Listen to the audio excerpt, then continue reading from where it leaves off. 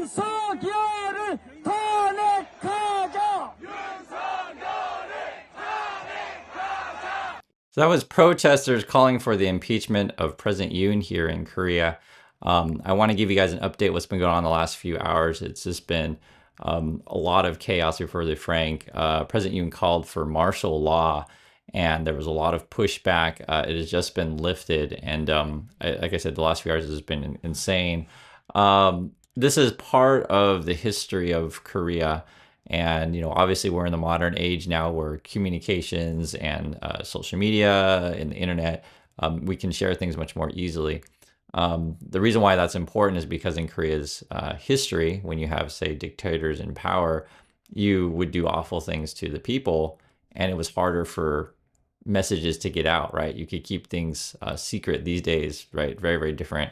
Some of the stuff that you were seeing here is, you can see here, officials removing furniture barricades in the National Assembly building. Was what they were trying to do is get all of the, basically, members of the Congress, essentially, National Assembly, you call it here, but to come in and vote against the president, right? Remove the martial law, perhaps even impeach him. And that's sort of what protesters are talking about. And then the president of Korea was basically calling in the military to try to stop any sort of political activities or political opposition to, remove the martial law or remove, him from office. The basic gist of it is that 190 people came, like representatives, essentially, voted 190 to 0. So it was unanimous to remove the martial law. People of his own party were also rejecting him. This is a chaotic time. There he is right here, and 저는 he's declaring 북한 martial 공산 law. 세력의 위협으로부터 자유 대한민국을 수호하고 우리 국민의 자유와 행복을 약탈하고 있는 파렴치한 종북 반국가 세력들을 일거에 척결하고 자유 헌정 질서를 지키기 위해. So he used it, basically saying if you're against me, you're all communists and working with the North, right? Which are very serious accusations. And basically, though, this guy is frankly nuts. He's been deeply, deeply unpopular, and there have been tons of scandals with this dude. I'll give you kind of a basic rundown of what's been going on lately.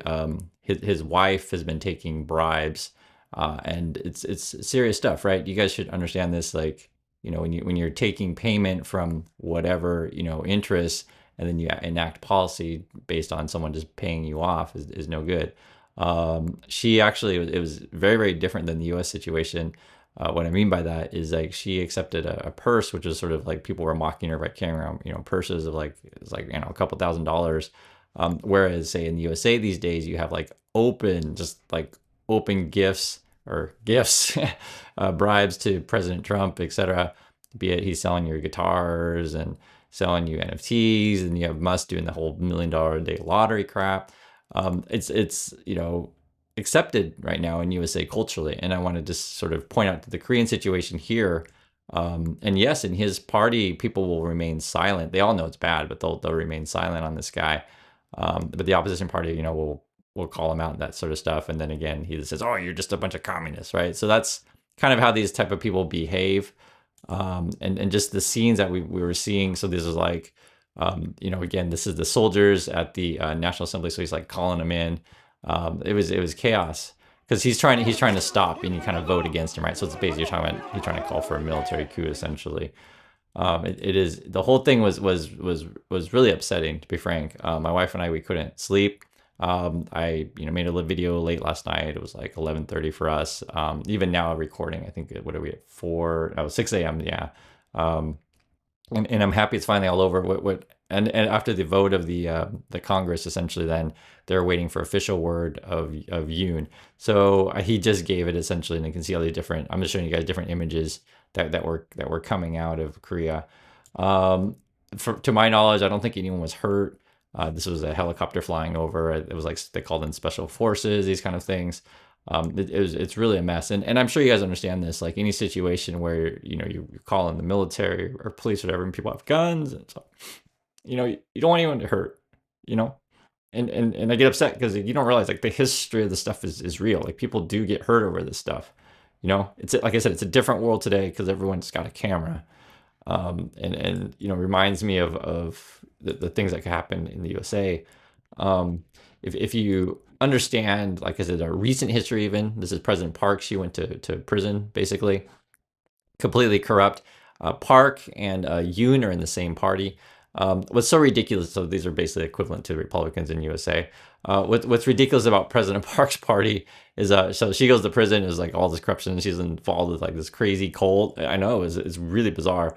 She was the daughter of a dictator, and the people who voted for her, like longed for the old dictator days. And essentially, what it was is this her particular party favors the wealthy. And there's because they're like, why would people go along with this crap? Because like if you can pass laws of like, hey, we're gonna make it better if you're a landowner and stuff like that, and we'll make taxes better for you, and like, oh yeah, cut all those taxes, that kind of stuff. It's the same kind of Republican nonsense, right wing stuff.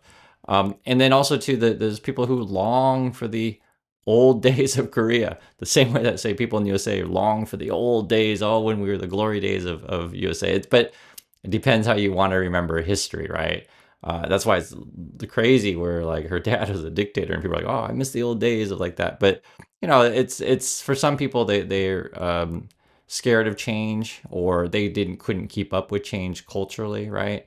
Because I'll tell you guys the truth, Korea is changed rapidly, like crazy amounts of change. It's crazy. I first came here in 2009. We're now in 2024. It's like a completely different place. There's so many things are being rebuilt. Korea is now like the top of the food chain in terms of like technology. You guys know this, like Hyundai, Samsung, LG, these like this major companies that you would know about, be it robotics, computers, universities moving quickly. Like now the movies and music and TV are spreading throughout the world. It's like just a really, really different place. And essentially the Korea's opening was like the when you start hosting, the Olympics, that was in '88, and just sort of rapid economic prosperity, cultural, change can happen very quickly, and then many countries now want to emulate Korea's rapid move, and this would be like countries in Southeast Asia. But we still have problems with corruption. It goes back for a long time. We've had this system, and it's a similar system in Japan or China, because the countries regionally are the same. Basically, just corporations have too much power. The chaebol. In Japan, it'd be the zaibatsus. If you guys don't know, so I was a professor here. I was a professor here for about, I guess, 6 years, yeah. And I teach all kinds of stuff, be it history, politics, also teach and work in the film industry. I actually worked at the radio station here in Busan. And I'm connected to lots of different people. When she was president, actually, because I remember back then we were talking about making movies about Korean's history. And from my point of view, I was always fascinated with how do you revolutionize from dictatorship to democracy? Like, how do you make that process? And there's lots of really wonderful stories to tell. And it's so important to understand your own history, understand world history, and learn. Because sometimes people say, oh, why should I learn from other countries? Because guys, we're all human. And when you get out, and that's what I always tell you guys, my number one advice, is get a passport, go see the world, go make friends from people all around the world. You see it for yourself. And that's the other thing is too, is like you enable to yourself to do that, is manage your money well, to you can do that. This is the kind of like protests that were to basically remove her from office, completely peaceful. And this was something that Koreans are very, very proud of from the violent past to the peaceful protests of today. And that's why the stuff that I was showing you guys is so upsetting when you see the soldiers coming in, because you don't want to see that. You don't want to see tanks, and stuff like that, right? And then but yeah, it was all peaceful mostly. I say mostly because obviously there are people pushing and stuff like that. And I want to bring this kind of stuff up and again, I just want to emphasize, like, learn from things that happen around the world, and not just your country but other countries. Think about something like a Squid Game. It's funny because for many people, Squid Game was like the first thing they've ever watched from Korea, and it's like a massive hit for Netflix, right? You guys know what Squid Game is, I'm sure. And you can say, wow, I can actually identify with people that are from a different place, right? Like, they have the same problems that I do. They're worried about money, they're worried about their families, that kind of thing. And this is why I've been mentioning this movie lately. 12 Today, absolutely fantastic movie. And sadly, it sort of is a precursor, I guess you could say, or a possibility of what could happen under Trump. the basic gist of his, I think his name is Chun Hwan. I always forget his name. He basically pulled off a military coup. Essentially, what the story is about, and essentially what you're doing at that time is you're trying to figure out who's loyal to me and who's not loyal to me, right? And then all of the people have to decide like which side to be on. And this is back in what I think it's like 79 is the year. And this is back when communication is really, really different than it is today. So you're not sure what's going on. And then there comes a point to where like, crap, one side may be getting more power. Should I just join the winning side, or should I, join the losing side, even though the losing side might be right? It's done so well. That's why I mention this one all the time. I think this one a fantastic movie. It was the best movie in Korea last year. It was a massive box office success. Like it was the #1 movie for both just money making and just done really, really well. That was just last year. And you couldn't make these movies under President Park. That they put a strict lockdown on artistic expression, basically. And it was been a big problem when she was president. These kind of things. So it is, and it's it's so hard to explain. It's funny because in the USA, just to give you guys some context. So like in the USA, on the right side, they're the right leaning. I'm talking about like right or wrong, but just on the right side of the political spectrum, the Musk camp will say, oh, the other side all wants to censor us and stuff like that. And it's funny because it's how can I say, this type of censorship is like trying to censor the truth. The other type of censorship that they try to claim is like they want these other people in the Musk camp want to spread lies and stuff like that, and we're just like, yo, stop it with the misinformation. Like it's funny how your belief systems can kind of align, but not necessarily exactly be correct. It depends if you believe in the truth or not, right? So in this situation, they're trying to stop the truth. In the Musk situation, they're trying to spread lies, right? It's crazy, and that's why, guys, I talk about this stuff all the time because I think it's important for anyone out there is to understand history and get to truth. I hope, and I think it's a pretty basic thing, is like what is true and what is real and what's not real, and it's becoming harder and harder to tell these days, right? That's why I show you guys this, like, learn from history. This particular movie, and I'm just talking about movies in particular, if you want to understand the Korean situation and how it relates, it's not just Korea, it's the world and humans. 1987 is a fantastic movie. It's not that long ago, 1987, right? But the basic gist of it, it's told from different people's point of view. That's why I always mention how great this one is. And like basically, most people don't want to get involved in politics or any of that kind of stuff. I don't want to get involved. Like I'm just living my life. I just want to do my job, go to work, etc. And then it kind of shows how ultimately you don't have much choice, right? Because it affects everything. And so when you go back to say what's happening today, and you just realize like, they're taking the serious action of, president calls it, oh, you're all communists, etc., stuff like that. And you realize, wow, it does affect my life, right? And like he's gonna like close all the subways and close all communication. Like, what's up with this guy? And then you start asking yourself, is it true, or is everyone all communists if they're against him, right, etc. And so people need to, and this is sort of like I said, the movie 1987 is where people decide, wow, I do need to take action. I do rather prefer freedom. Rather prefer the truth, democracy, etc. This was basically kind of about the move towards democracy in Korea. It's a fantastic movie. And then I also, I'm just mentioning my book. I mention all this stuff together because like you have to understand my perspective on things, and I literally talk about it in my book. That's what it's about. If you guys don't know, I was born in Vietnam at the end of the war. I lost my family. I grew up in the USA, and then I had a very, very, I'll just say this.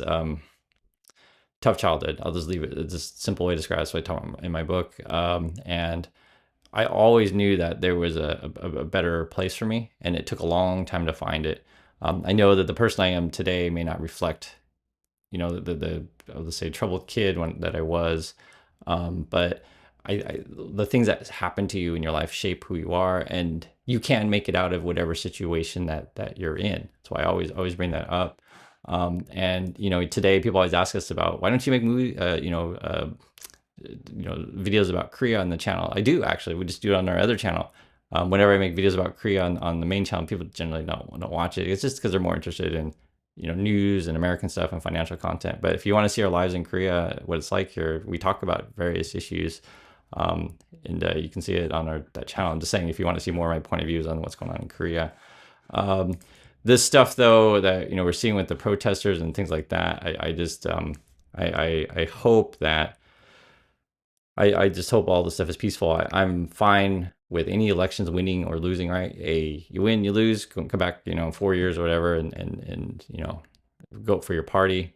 Obviously, I think one side is better than the other whenever you have elections, this kind of stuff. But doesn't ever necessarily always mean that one side's completely clean and one side's completely dirty. Not at all. I mean, sometimes there's club politicians or whatever on any number of parties. It's whatever, and it's because we have more than one party here.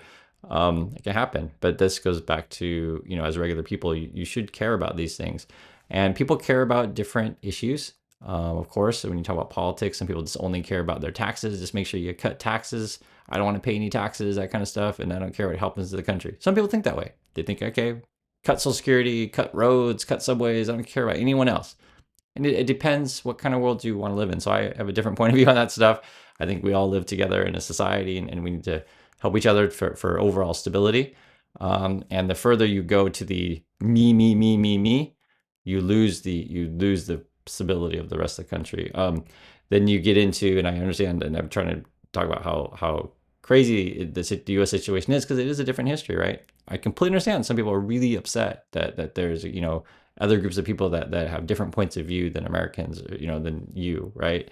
And you've like, oh, I just hate those other Americans, etc. It's yeah, sure. I understand you have some people want to live in a world where everyone has all the same views, etc. But the difference is in the USA is you have a vast variety of types of people. Here in Korea, they're all Korean, right? We're all Korean. I'm not Korean now, but and yet they still have differences. So then you throw into the USA where you have different religions and you have different people look different, etc. And people try to divide themselves into different camps, and can't imagine that you could actually learn or be friends with with people who are a little bit different than you. And that's one thing that I've always treasured as a professor for many years, and have students come into the classroom semester after semester after semester, and you start to learn that, wow, I can get along with all kinds of people, and you find that you have way more in common than you don't.